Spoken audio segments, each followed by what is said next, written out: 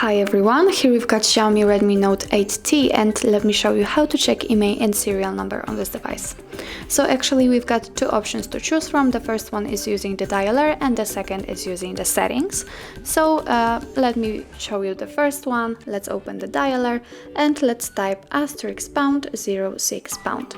And as you can see here, we are provided with both IMEI numbers and serial number.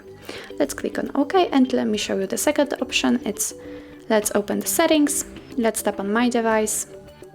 Now let's choose all specification, and here we've got the status, so let's tap on it.